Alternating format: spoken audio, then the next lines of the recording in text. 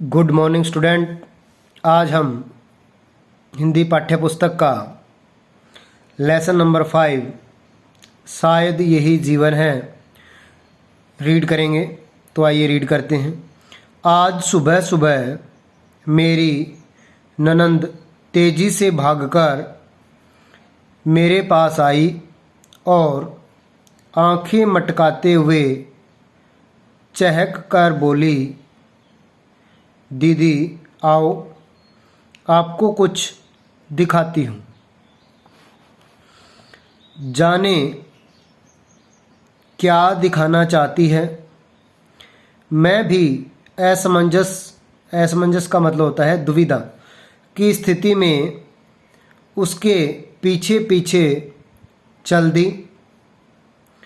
बाहर बगीचे में एक ही कतार में लगे 3-3 फुट लंबे बैंगन के पौधों में से एक पौधे की टहनियाँ हटाकर बोली, देखो दीदी,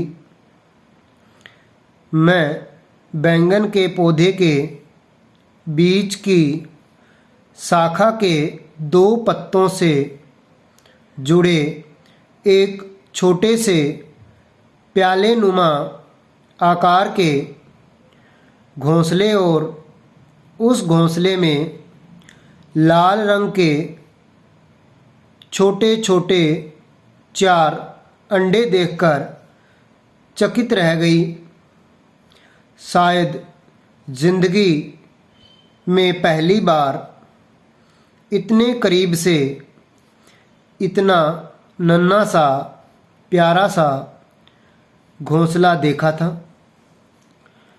मैं उत्सुक थी यह जानने के लिए कि किस पक्षी ने तिनकों, मुलायम रेशों, रुई व ऊन से बुनकर और पत्तियों से सीलकर नीड़ का निर्माण किया। नीड़ का मतलब होता है घोंसला। मैं उसकी दुनिया का हिस्सा बन जाना चाहती थी, इसलिए अब मेरी दुनिया ही परिवर्तित हो गई थी। परिवर्तित का मतलब बदल गई थी। पहले जिन चीज़ों पर ध्यान केंद्रित करने का समयाभाव यानी समय का जो अभाव रहता था, अब केवल वही चीज़ें नज़र आ रही थी।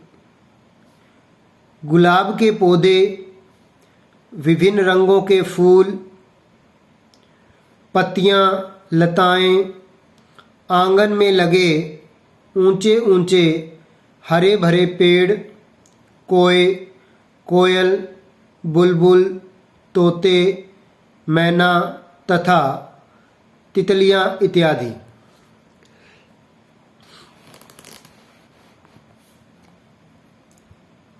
इसी बीच एक छोटी सी चंचल जैतूनी हरी चिड़िया, जिसके नीचे के अंग सफ़ेद जंग जैसे रंग की शिखा का मतलब होता है चोटी, दुम में 2 सुई की तरह नोकीले पर, जो पर का मतलब पंख, जो तन कर खड़े रहते थे, बार बार उस घोंसले में आकर बैठती और कुछ देर बाद उड़ जाती। दोपहर को बच्चों के स्कूल से लौटने पर मैंने उन्हें घोंसले, चिड़िया और अंडों के बारे में बताना उचित नहीं समझा कि कहीं वे चिड़िया की उत्कृष्ट का मतलब बहुत अच्छी, उच्च कोटि की रचना, घोंसला व अंडे तोड़ न दे। किंतु बाद में मैंने सोचा कि बच्चों को भी तो पक्षी जगत से परिचित होना चाहिए, इसलिए मैंने उन्हें पौधे की शाखाएं का मतलब डालियां या टहनियां जिनको कह सकते हैं, हटाकर घोंसला व अंडे दिखा दिए तथा उन्हें घोंसले को हाथ न लगाने की हिदायत भी दी। बच्चे भी अब मेरी तरह प्रतीक्षा करने लगे। प्रतीक्षा का मतलब होता है इंतजार, कि अंडे में से बच्चे कब निकलेंगे। साथ ही साथ घोंसले में चिड़िया के आगमन और उड़ान पर भी वे निगरानी रखने लगे। करीब 10-11 दिन तक ये सिलसिला चलता रहा।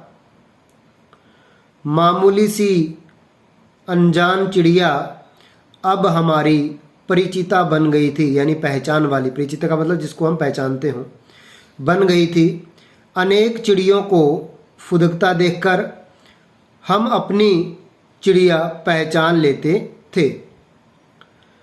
12वें दिन चिड़िया ने अंडों पर बैठकर अपने शरीर की गर्मी से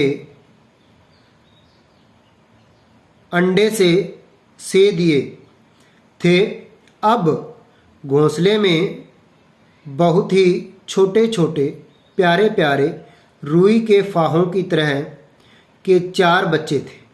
उन्हें अपलक का मतलब होता है बिना पलक झुकाए देखकर मैं फूला नहीं समा रही थी। फूला नहीं समाना एक मुहावरा होता है जिसका अर्थ है बहुत खुश होना। मुझे अजीब सी खुशी हो रही थी।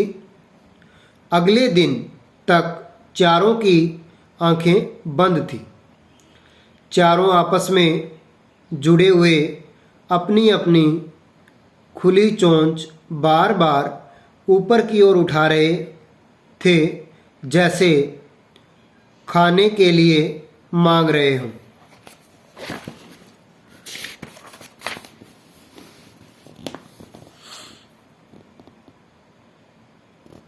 तीन 4 दिन तक मैं लगातार उन्हें निहारती रही।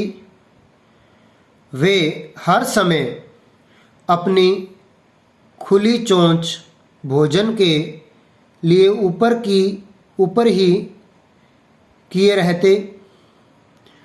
चिड़िया माँ बार बार उड़कर जाती।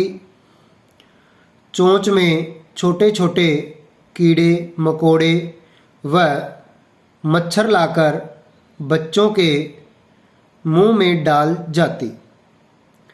चिड़िया की किसी भी को सामने पाकर सीधा आकर घोंसले पर न बैठती।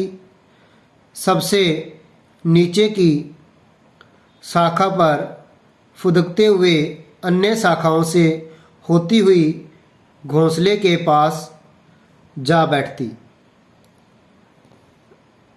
रात को दबे पांव जाकर घोंसले में बच्चों को चिड़िया के साथ निश्चिंत यानी बेपरवाह सोया देखकर मैं भी निश्चिंत होकर सो जाती। निश्चिंत का मतलब होता है बिना किसी चिंता के। तो स्टूडेंट, ये जो नेक्स्ट जितना लेसन बच गया है वो नेक्स्ट वीडियो में अपन रीड करेंगे, और ये जितना आपने रीड किया है उसको आपने वीडियो का अवलोकन करते हुए खुद से अच्छे से इसको रीड करना है। Thank you.